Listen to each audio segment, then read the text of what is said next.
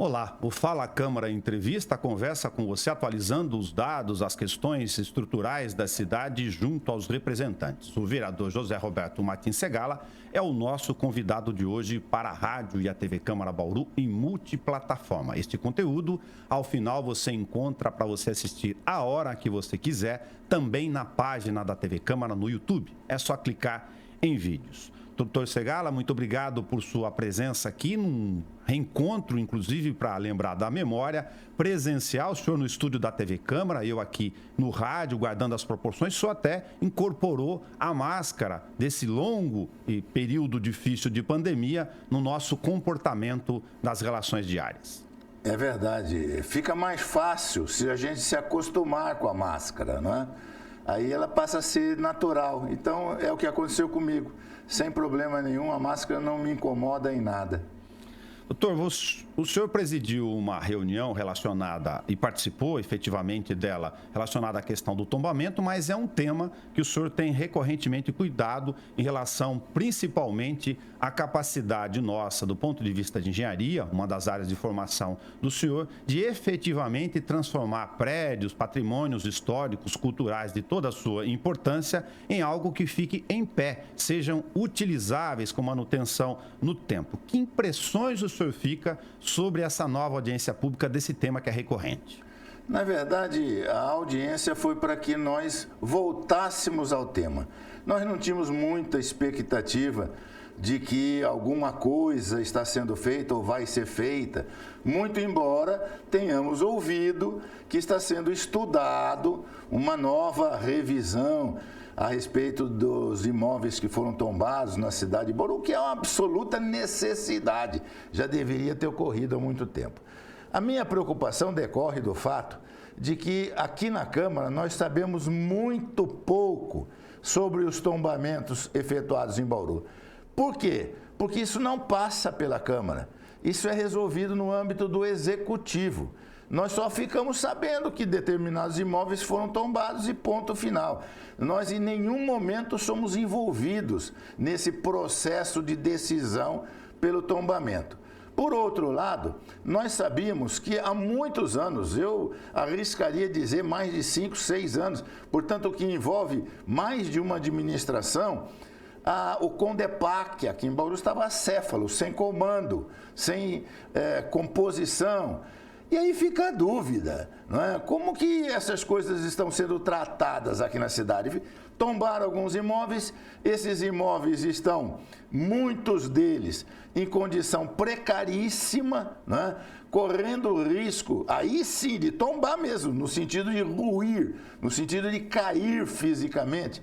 O que pode, inclusive, gerar problemas sérios, riscos sérios. Alguns desses imóveis ficam em ruas movimentadas da cidade de Bauru. É só passar na rua Araújo Leite, dar uma olhada ali para a chamada Casa dos Pioneiros e ver o estado em que ela se encontra, totalmente escorada, para evitar que ela desmanche. E ela está na beira da calçada, de uma rua que é movimentada.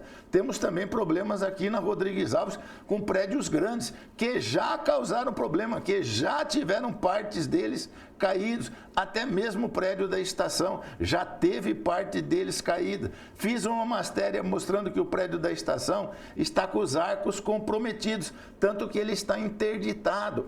Ou seja, é preciso tratar desse assunto. Esse assunto não pode ficar esquecido.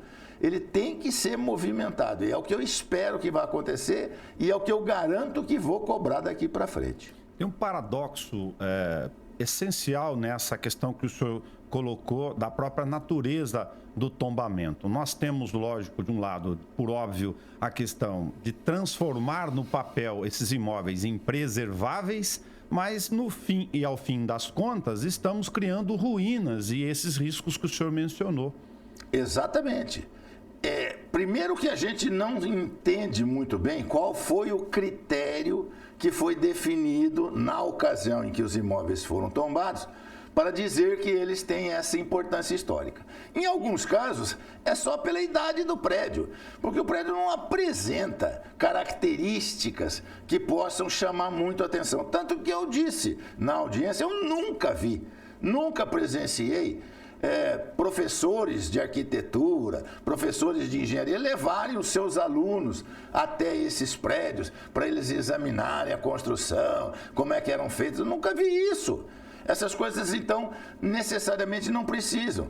Quem pega o Bauru Ilustrado, aquele jornal que nós temos na cidade de Bauru, que faz um trabalho maravilhoso de preservação da nossa história, vê quantos e quantos prédios existiram na cidade, estão ali preservados em fotografia, porque não existem mais, a cidade se desenvolveu, a cidade precisa, evidentemente, de coisas mais modernas, espaços melhores distribuídos do que o que acontecia no passado.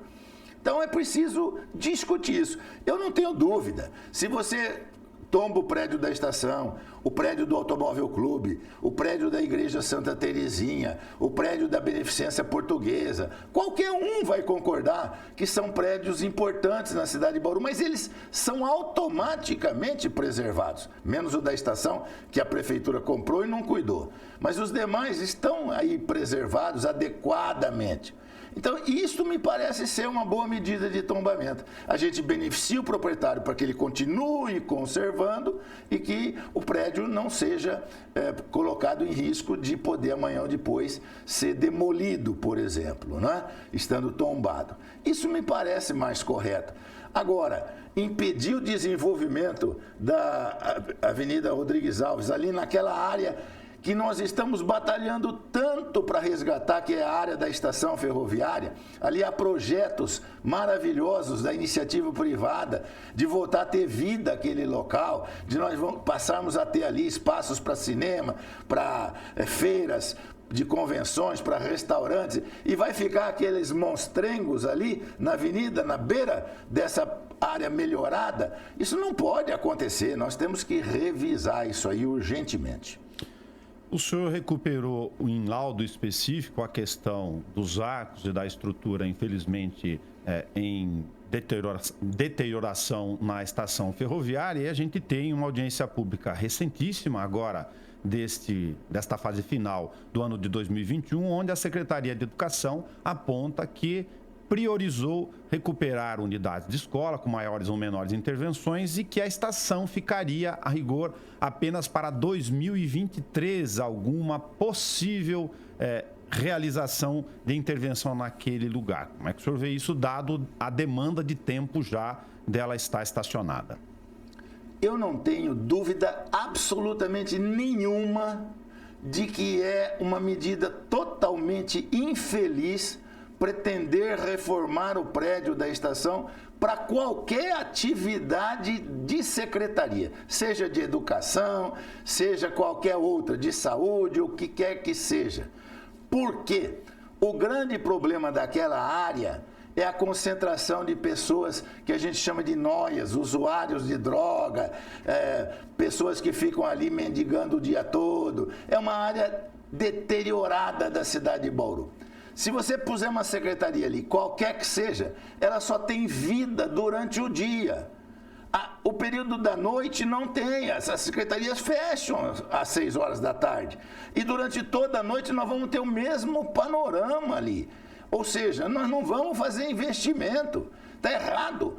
Aquele prédio tem que ser entregue à iniciativa privada. A prefeitura pode recuperar o dinheiro que gastou na compra do prédio, passando esse prédio para pessoas interessadas em fazer ali outras coisas. Já houve um estudo para fazer ali um shopping, por exemplo, mantendo a arquitetura da estação. A área da Gare, que é aquela área coberta onde os trens estacionavam, é maravilhosa para atividades culturais. Ali dá para fazer grandes exposições, trazer essas exposições que são feitas no Anhembi, em São Paulo, para o interior. Ali comporta, ali nós podemos fazer grandes shows, é uma área coberta maravilhosa, lúdica, aquelas passagens subterrâneas por baixo do trilho. Há projetos, inclusive, de cobrir os trilhos com vidro, para que a gente veja como era a estrada de ferro que passava por ali, mas tenha liberdade de transitar, aquilo aumenta o espaço. Dá para fazer grandes feiras, mas não pela iniciativa pública, tem que ser pela iniciativa privada isso aí. Nós não temos dinheiro. Muita gente vai investir, vai fazer restaurante, vai fazer bares, vai fazer lanchonete, vai fazer cinema, vai fazer teatro, enfim. É isso que nós precisamos ali. Esquece esse negócio de querer recuperar o prédio para qualquer atividade pública, porque isso é uma tremenda bobagem. É jogar dinheiro bom em cima de coisa ruim. Falando sobre investimentos da iniciativa privada e a previsão de instrumentos urbanísticos, estamos em plena fase de revisão da lei de zoneamento, que o senhor tem falado que está atrasada, assim como o plano diretor, mas para pegar um parêntese importante estrutural da grande área que está em fase final no judiciário de homologar, felizmente, a favor do município, daquela extensão ao longo da Getúlio Vargas, sobretudo do Aeroclube. Se falou num grande master plan para a iniciativa privada. Eu me refiro a isso porque a gente conversou no corredor, vamos colocar aqui do ponto de vista público, de uma experiência que o senhor conheceu daquela piscina gigantesca em uma área da região do Chile, fora um pouco de Santiago, mas não distante, onde tem milhões de metros cúbicos de água preservados e tem um projeto aqui, que falam que é um pouco distante dos nossos sonhos, mas de preservação, obviamente, subterrânea, ou seja, água preservação em época de racionamento. Nós estamos passando por um problema muito sério na água, só que não é de agora, ele é permanente. Todo ano, ou no máximo cada 2 anos, a gente tem uma crise como essa que nós estamos vivenciando aqui. E nós estamos sempre falando em captação de água. Mas nós temos que falar em preservação de água, em armazenamento de água. Isso é muito importante. Nos nossos poços, nós temos uma pequena caixa d'água, que quando muito armazena a água por um dia. Eu estive com o presidente do DAI há pouco tempo atrás e falei para ele da possibilidade de usar aquela faixa da Avenida Getúlio Vargas na área já de dentro do Aeroclube, não aquela faixa externa onde já tem a quadra de esportes ali, de areia, etc. Na área que vai imediatamente após a cerca. Aí dizer, mas ali não pode construir nada. Não pode construir por causa dos aviões, mas se eu fizer subterrâneo, não tem absolutamente problema nenhum. E eu falei para ele que eu visitei lá no Chile aquilo que é considerada a maior piscina do mundo. Ela tem 1 quilômetro de extensão. Então, ali, por exemplo, daria para fazer, não é uma piscina, evidentemente, é um depósito de água, que será, inclusive, coberto, não é piscina para ficar exposta.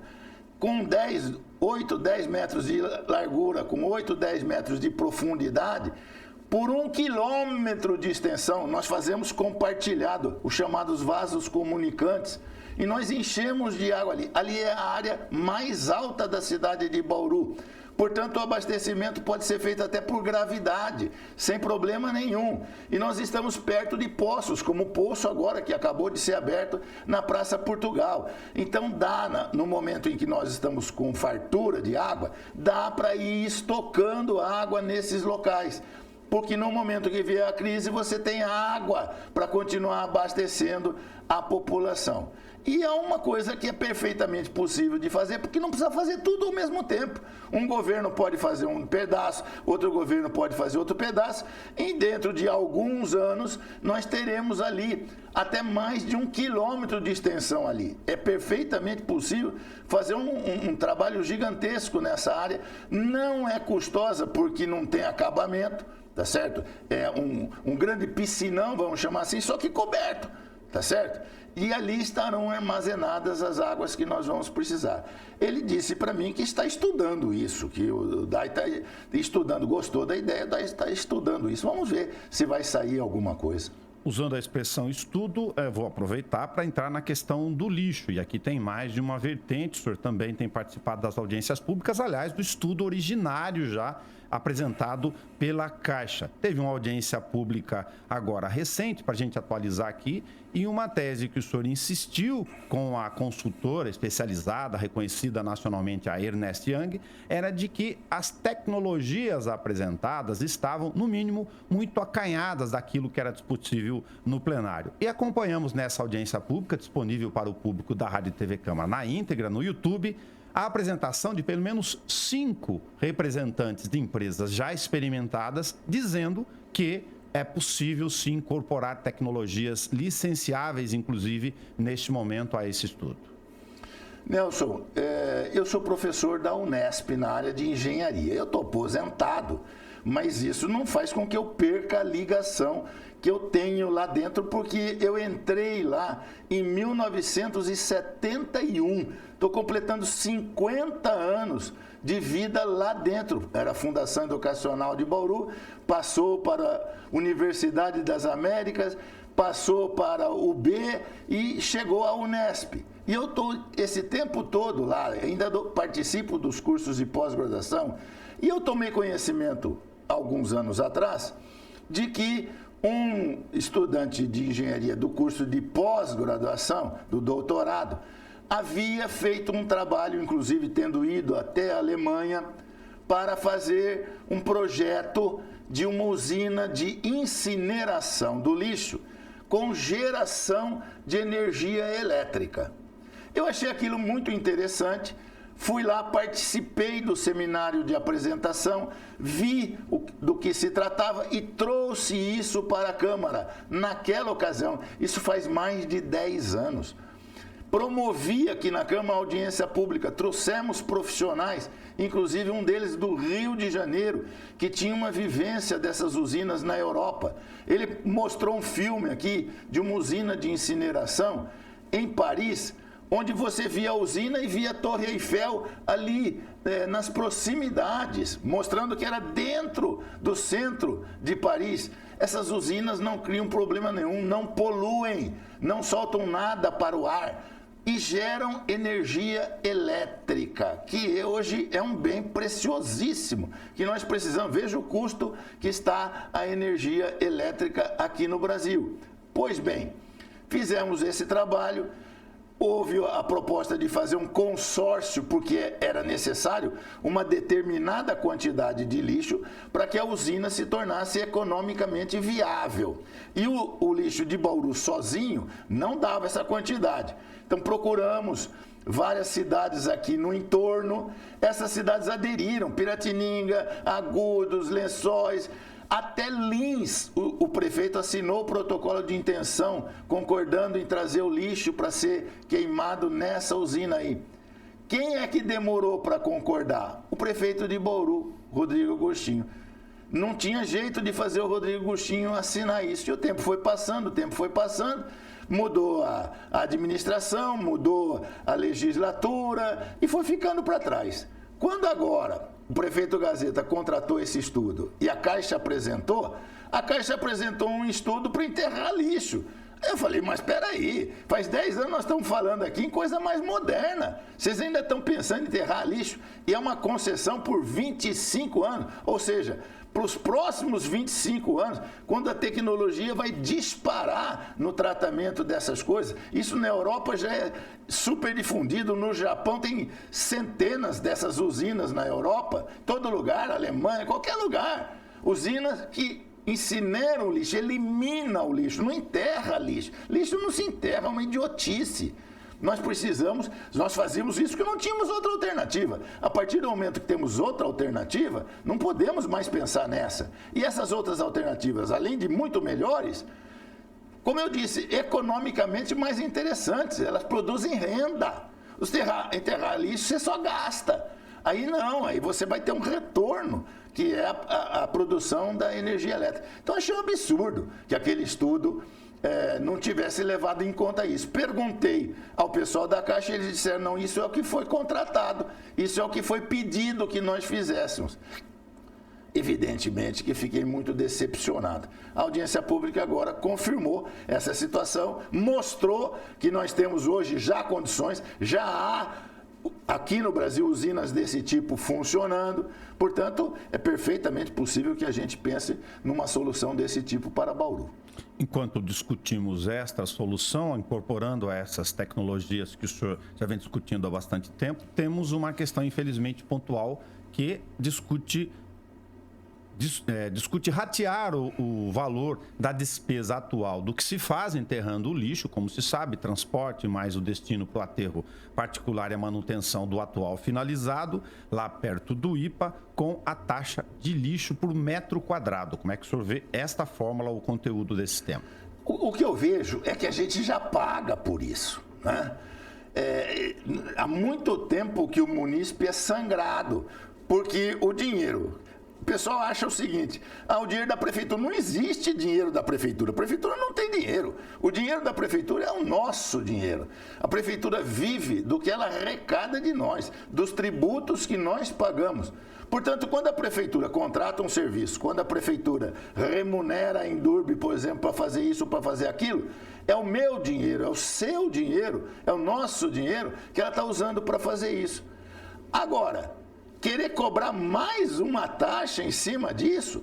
Mas é uma lei que é federal agora que exige esse tipo de coisa. Então, eu proponho que a gente finja que a gente cobre um valor simbólico, para não dizer que não cobramos, cobre um valor simbólico, mas não sangre mais o bolso do contribuinte, porque ele já está pagando por esse serviço. Para não perder a oportunidade do tempo do senhor, tem sempre muitos temas importantes, estruturais para discutir. Na reunião que o senhor participou ainda nesta semana, em longas discussões que davam um programa específico sobre abastecimento, o senhor ouviu do presidente do DAE, junto com os engenheiros, sua equipe de diretores, por exemplo, a questão de desassorear, que deveria ser uma ação permanente, lá na lagoa de captação que temos hoje, e a possibilidade de dobrar a área, invadindo ali o curso natural do que tinha no rio, com Taboas, para ter uma dimensão do dobro da atual para a manutenção natural de água. Como é que o senhor vê esse apontamento? O que chama a atenção e que deixa a gente pasmo é que isso é muito antigo, esse problema é muito antigo. Há muito tempo que a gente sabe que aquela lagoa é insuficiente, que aquela lagoa está assoreada, que aquela lagoa não aguenta muito tempo. Agora vem e fala, não, vamos fazer um estudo para aumentar a lagoa, para desassorear a lagoa. Mas pera, vai fazer um estudo para isso? Isso já deveria ter sido feito há muito tempo atrás. Então, se você me permite, vou contar um caso do folclore mineiro. Não é? O José Mauri Alckmin, que era um político mineiro famoso pela sua habilidade de conversar, ele tinha um cabo eleitoral que havia sido prometido a esse cabo um determinado emprego. E o Zé Maria não nomeava ele para esse cargo. Aí ele vivia perguntando para o José Maria Alckmin, e o meu cargo, o José Maria falava assim, espera aí que nós estamos estudando um negócio bom para você, espera aí que nós estamos estudando. E numa dessas ocasiões, já depois de muito tempo de pergunta, o cidadão disse para ele, doutor José Maria, o senhor está estudando há tanto tempo que eu acho que o senhor já formou, né? O senhor já se diplomou, porque é muito tempo de estudo. E é a mesma coisa que eu digo agora para o pessoal do DAE. Toda vez está estudando alguma coisa, para de estudar e começa a fazer. Isso é que é fundamental, não tem sentido a gente perder tempo. A lagoa já tinha que ser objeto da atenção. Aqui em Bauru tem uma mania, que nós vamos depois pagar um preço caro por isso, que é furar poço. É simples. Vocês que estão me ouvindo, faz uma experiência. Pega um copo, põe um canudo e suga o conteúdo. Vê quanto tempo você leva para acabar com o conteúdo. Aí você põe 4 canudos, chama mais 3 pessoas e cada um suga. Você vai ver quanto tempo leva para você acabar com o conteúdo do copo. Evidentemente, cada vez que a gente fura um poço aqui, a quantidade de água que está lá embaixo é a mesma. Só que cada vez que eu furo um poço, eu estou tirando mais água daquele lugar. Se está havendo dificuldade de reposição por causa de problemas aí agronômicos que acabaram com a mata ciliar, etc. e tal, pode-se prever que em pouco tempo isso aí nós não vamos mais conseguir. O rebaixamento do lençol freático vai exigir poços cada vez mais profundos que significa poços cada vez mais caros, porque eles vão começar a entrar nas camadas de rocha dura, vai ser um caos se a gente não tomar outro tipo de providência. Precisamos, portanto, de coisas mais bem estudadas para resolver esse problema da falta de água aqui em Bauru. José Roberto Martins Segala, muito obrigado. É sempre um prazer e uma missão nossa atualizar os temas do dia a dia para a Rádio e a TV Câmara. Eu é que agradeço, eu já disse muitas e muitas vezes e vou repetir. É uma obrigação nossa prestarmos conta àqueles que nos colocaram aqui. Eles precisam saber que nós estamos atentos, tentando fazer alguma coisa. Se não fazemos mais, não é por falta de vontade, é porque muitas vezes as dificuldades têm sido imensas para que a gente consiga fazer com que as nossas ideias sejam implementadas. Muito obrigado a você que nos acompanha pelo Fala Câmara Entrevista, pela Rádio e TV Câmara Bauru. Até o nosso próximo encontro.